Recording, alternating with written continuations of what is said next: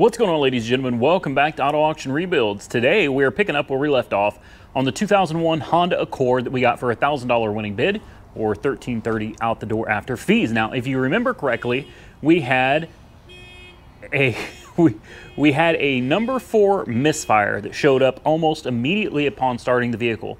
Now, I went through the glove box and I found a ton of service history on this car. It was purchased by the current owner, or the last owner I should say, in 2010 with 145,000 miles on the clock. As of today, which is the middle of October 2019, it has 175,000 miles on the clock. All right, it's got 10,000 miles on the tires. I got the receipt for the tires. I got receipts for tons of oil changes, warranty work, airbags replaced, tranny flush, coolant flush, oil changes, all of that. So this car has been well cared for, and a lot of the stuff was done at the dealership. So we have a hard failure on cylinder number 4. Now I'm going to show you where cylinder number 4 is. It's right here on the front of the engine. Very easy to get to. It's this bad boy right here. So it looks like we got to take a couple of these screws off. First thing we're going to do is check the coil. At 175,000 miles, I'm going to put my money on it's probably going to be a coil issue. So we'll just turn. There we go. Turn that. Probably should be using a bigger screwdriver. Turn that. And I think, doesn't it? There we go. Come on. Off you go. Take off that little cover right there. And next, let's break this bad boy loose. All right. Perfect. And what I'm going to do is I'm going to pull this coil out, and we're going to test it real quick. And the way I'm testing it is probably a way you shouldn't test it, and you're probably going to get mad at me for it. But I mean, we do what we got to do. Oh, you're kidding me. I just dropped the dang thing. Okay, we're going to take number 4 out. It's not oily. That's good, because oil could be causing it to fail. We're going to take our screwdriver and stick it in the coil, like so, and we're going to sit it right here on the intake manifold. Now, if this coil is working, we should see it sparking. If it's not working, we shouldn't see a spark. So we're going to fire it up, and I'm going to, there it is, thank goodness. I got to learn to be more careful with this stuff, man. You don't want to lose these. Okay, so I'm going to set this over here out of the way. Whew. Let's start it up, and let's see if we have a coil issue. First, I'm going to turn the ignition off.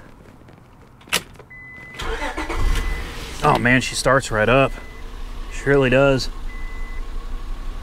Boy, it's running well. Even on 5 cylinders, she still runs. Oh, that's an immediate answer.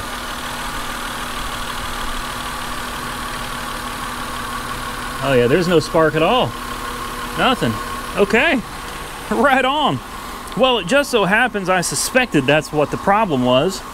So I already went to AutoZone and picked one up for like 55 bucks, something like that, $55, $60. Let's get that bad boy in there and see if we can get that misfire to go away. Let me show you how easy this is. All right, there's a little tab on here. You just push it in and sorry, yeah, push the little tab in right there, slide the coil right out. Done deal. Then we come over here to our new coil, and you cross your fingers that it's not a wiring issue or some other weird thing going on. Set that down. You guys enjoying this roller coaster ride with the video? Sorry. I really do need to start putting things on a tripod a little more. All right, coils look identical. Looks good. What do you think? I think we're going to be set as soon as we put this back on here. All right, she is clipped in. I heard it click. There we go. Stick that sucker down in there. And we will put our screw back in right here for good measure. Now, truthfully, we probably should have replaced all of them. If one has failed, chances are we've got a few more on their way out. You know, you know what I mean? That's just a fact. But a whole set of them, and it's not expensive, but a whole set of them is like $220. So right now we only have one that seems to be causing us an issue. So I figured we'll just replace one. I mean, if we are planning on flipping it, the name of the game is, although you want it to be mechanically sound, you know, you want it to run and drive great, you don't want to overspend. And I am notorious about spending far too much money on cars, and you guys call me out on it all the time. It's like, why did you do this? Why did you do that? You're wasting money. Well, we'll be a little more careful on this one. Are you ready? Fire it up.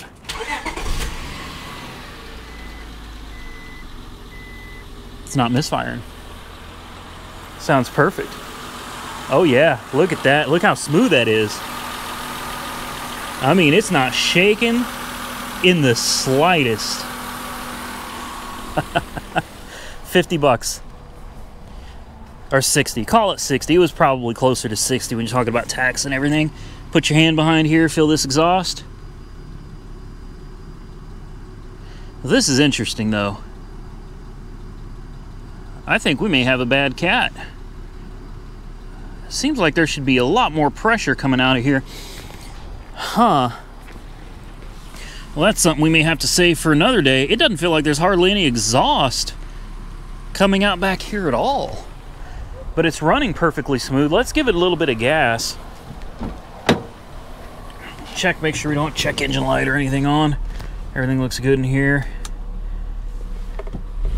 Oh yeah, nice and smooth. She revs up just fine. Let's rev it up and hold the RPMs. Make sure the engine doesn't start bogging.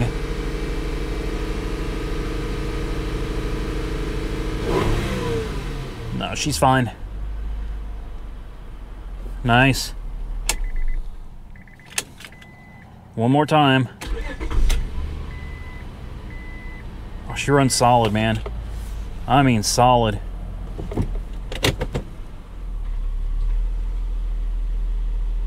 Smooth as silk.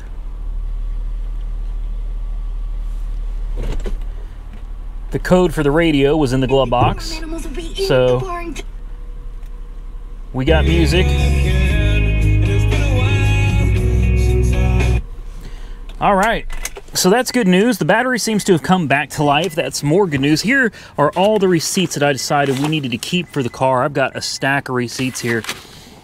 This thing has been such a good car to somebody. They took really good care of it. They didn't drive it that much. You got to think in almost 10 years, they drove it, what, 35,000 miles?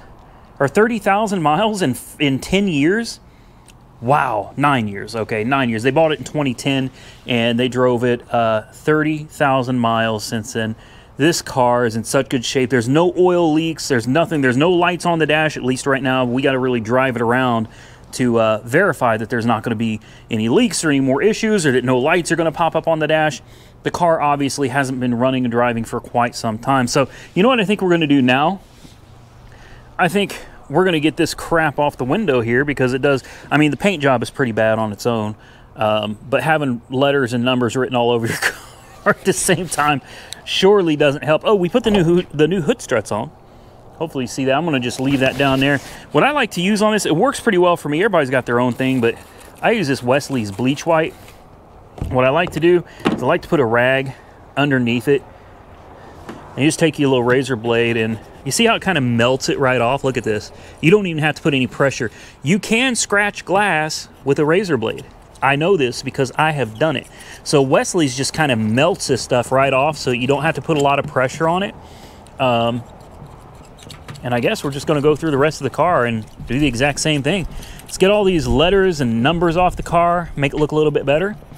And then I guess we'll give it a bath. How about that? The car doesn't look like it's had a bath in a long time. Let's get her washed. We'll do that in the daylight tomorrow. So I think after we get done with this, we're going to call it a night. We'll come back in the morning, and we'll give the car a proper bath. We'll wash it right here in the driveway and try to make her look a little better. Take her out on a highway drive with the fresh coil pack. I almost said plugs. I almost did plugs, but AutoZone didn't have the plugs in stock, so we weren't able to do that today. Look at that. Doesn't that look so much better? I'll get some glass cleaner out here in a minute, and we'll actually go through and clean the windshield and everything. But there you go. Let's get the rest of this off and let's take it for a car wash. And there you go.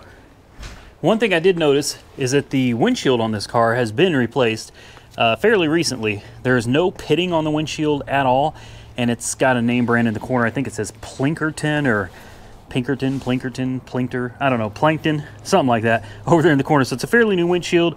We got the letters all off of it.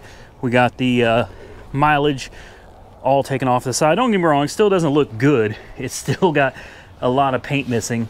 But I think that's going to wrap it up for tonight.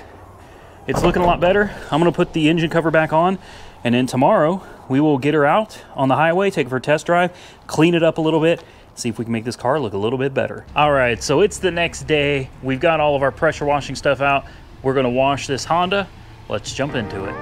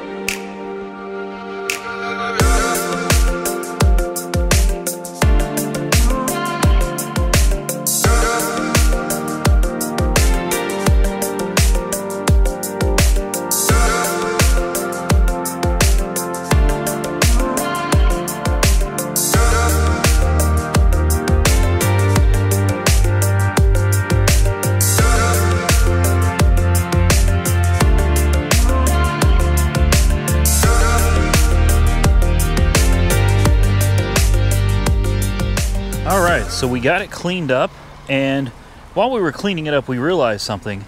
This car is not black. It is a really dark metallic blue. So we'll have to find out for sure once we get it down to the paint shop what the color code is on it. But this is about as good as you're going to get this car looking until we get it to the paint shop, get it sanded down, fresh coat of paint on it. I think when they're done with it, it's going to look absolutely phenomenal. Now, it does have a couple minor dings here and there. I'm not going to have them fix them.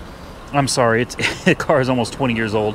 I'm not gonna sweat a little ding, this tiny ding right there. There's no major dents, no major flaws, but there are a few, you know, to be expected. There's one right there. I don't know how well it comes out on camera, but tiny dings here and there. Sorry for the airplane. Gotta love living right next to the Air Force Base, right? Anyway, we got another ding right here. You can see that one's a little more noticeable. And there's another one right here on the body line. You know, it's a grocery getter, you know what I mean? But by the time we're done with it, I think the car is gonna look absolutely phenomenal. We did find the culprit for that harsh shift. And, well, it's really not a harsh shift. Let me show you what it is real quick. We've got a motor mount down here. I don't know how well you can see it, but there it is right there. I'm pointing my finger right at it.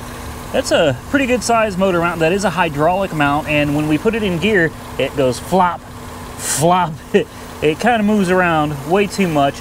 It's not all that expensive. Probably gonna cost somewhere around, I'd guess between $50 and $100 to replace it.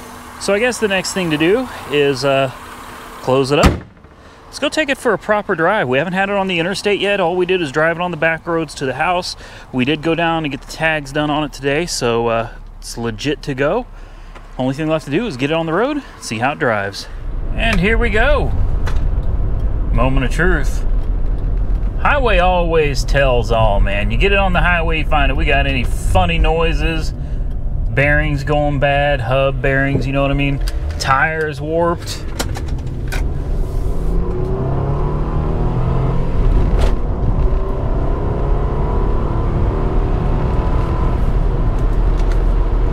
There we go, man. Get it. Get it, little Honda, get it. Well, there you go. We're on the highway, 70 miles an hour.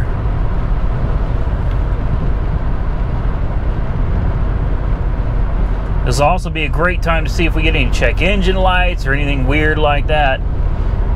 Unfortunately, we're always going to run into a construction zone up here, so it drops us down to like 55, but I feel a wheel that's out of balance. At least I think it's a wheel out of balance. Very slight vibration, nothing major at all. The steering wheel is nice and straight. There's no funny noises. So far, so good. This is a nice little car, guys. I think we scored pretty big on it.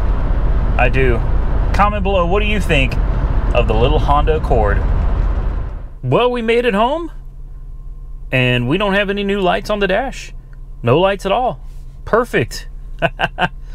Man, this is going to be a great car. I hope.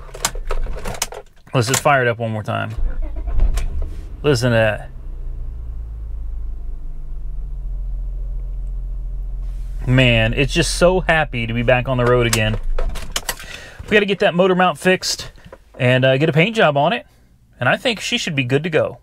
And with that, I think we're going to call this video a wrap.